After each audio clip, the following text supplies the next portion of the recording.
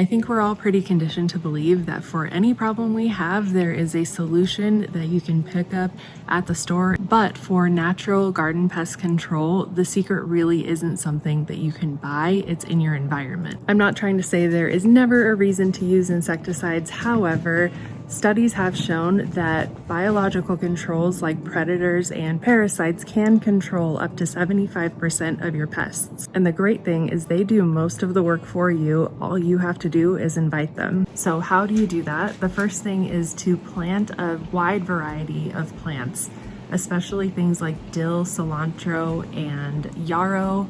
They're going to be great for attracting a lot of those parasitic wasps and things like that. And native plants in particular, depending on where you are going to be extra effective at bringing in those beneficial insects. I also just try to plant more than I need, just because I know that I am going to probably lose some to pests, and that's okay with me. If I had to pick between a totally pest-free garden and a garden that was full of life, including pests, I'm going to pick the garden that is full of life every time. Number 2 is to provide water, shelter, and food, and that includes not killing all the insects that you want them to come eat. So even if it is organic and all natural, minimizing the use of treatments. This also can mean attracting some of the lesser known helpful predators like wasps, for example. I'm not saying that you need to let a wasp nest hang out in areas where your family hangs out or anything like that, but wasps are incredible garden predator. They take care of almost all of my cabbage loopers, and for that they are welcome to stay. And finally, you can buy things like beneficial nematodes or ladybugs. I'm sure we've all seen those at garden centers. Just know that a lot of the population probably won't stick around, and you want to be careful to buy things that are either native species or naturalized so that they don't outcompete native insect populations. So that brings us to what kind of predators or parasites you want to attract. And to be proactive, you want to attract a wide variety of insects, birds, and if possible, frogs and toads to your garden. Bats can also be really great if you live in an area that has those. I always try to research the type of insect that I'm trying to control and get to know kind of its life cycle and what it looks like at different stages,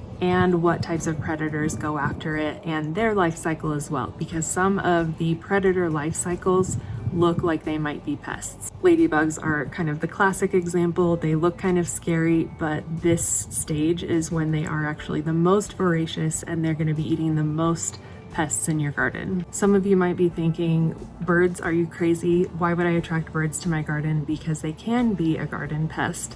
However, in my experience, if they have access to water and other types of food, they generally leave my garden alone. So in addition to planting a lot and planting diversely, a couple things you can do to encourage those predator populations are to have shallow bowls of water that are filled with rocks. This provides something that insects can drink out of but not drown in. You can mulch, which is going to help your soil life and create a great habitat for ground beetles. This can also provide habitat for insects that you don't want to overwinter, but again, with that one, the benefits outweigh the negatives by far. And the last thing is to make sure that your nighttime outdoor lighting isn't too bright, because that can disrupt the cycles of a lot of insects and other creatures that are nocturnal. The only real downside, in my opinion, with these biological controls is that it does take time to establish those populations naturally. So in the meantime, while you're waiting, my 3 favorite methods are traps, barriers, and manual removal. For example, this year, pillbugs are driving me crazy. They have eaten several of my seedlings and were actually the inspiration for this video, because I was tempted to go scorched earth and obliterate them from my garden. I think we all feel that when our seedlings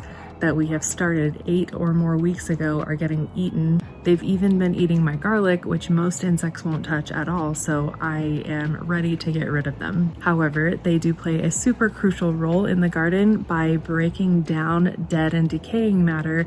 So I really don't want to kill them. I just want to move them to the right spot in my garden, which is my compost pile. So to take care of that, I have buried beer cans with just a little bit of beer left in the bottom. This will attract them because it smells nutritious and it smells like it is fermenting, and some of them are going to die in this process, but the majority of them I'm going to move to my compost pile where they can happily eat away. My favorite barrier is floating row cover, partly because it provides a ton of other benefits in addition to keeping cabbage moths and that kind of thing off of my plants. Manual removal is probably the one that most people aren't really down for, but if you just put on some gloves, come out to your garden, check the undersides of leaves, you can spray them off with water or drop them into a glass of slightly soapy water. It's kind of gross, but I don't know, it's kind of satisfying too. One thing you can always count on from the gardening community on YouTube is tons of great advice in the comments, so please drop your favorite natural pest control method. And I hope this video has inspired you to know that you can have a great harvest without a ton of pests, and nature can do a little bit of that work for you.